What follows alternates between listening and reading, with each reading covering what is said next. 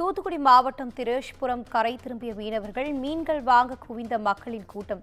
தூத்துக்குடி திரேஷ்புரம் நாட்டுப்படகு மீன்பிடி துறைமுகத்தில் மீன்களை வாங்க குவிந்த மக்களின் கூட்டம். தற்போது கிடைத்துள்ள அண்மை செய்தியாய் பார்த்து வருகிறோம். மீன்களை பிடித்து நாட்டுப்படகுகள் கரை திரும்பியதால் மீன்கள் வாங்க மக்கள் குவிந்தனர். இது குறித்தான கூடுதல் தகவலோடு இணைகிறார் எமது செய்தியாளர் மணிகண்டன். வணக்கம் மணிகண்டன், தகவல்களை பகிரலாம். வணக்கம் வினிதா. தூத்துக்குடி திரேஷ்புரம் நாட்டுப்படகு மீன்பிடி துறைமுகத்திலிருந்து ஏராளமான நாட்டுப்படகுகள் ஆழ்கடலுக்கு மீன்பிடிக்க செல்வது வழக்கம்.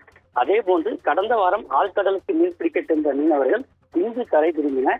இந்த நிலையில இன்று நாட்டுப்படகு மீன்பிடி துறைமுக ஏலக்கூடத்தில் மீன்களை வாங்க பொதுமக்களின் கூட்டம் அலைமோதியது.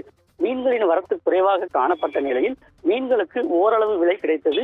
பொதுமக்கள் அதிகம் விரும்பி வாங்கும் விலை மீன்கள் வழக்கத்தை விட அதிக அளவு வந்திருந்தது.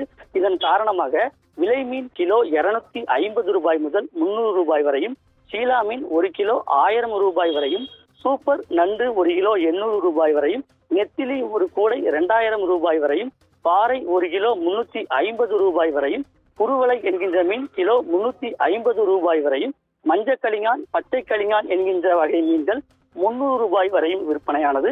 மீன்களின் வரத்து குறைவாக காணப்பட்ட நிலையிலும் மீன்களை வாங்க பொதுமக்கள் கூட்டம் அலைமோதியது. இதனால் ஓரளவு விலை கிடைத்ததாலும் மீனவர்களும் மகிழ்ச்சி அடைந்தனர். இனிதா.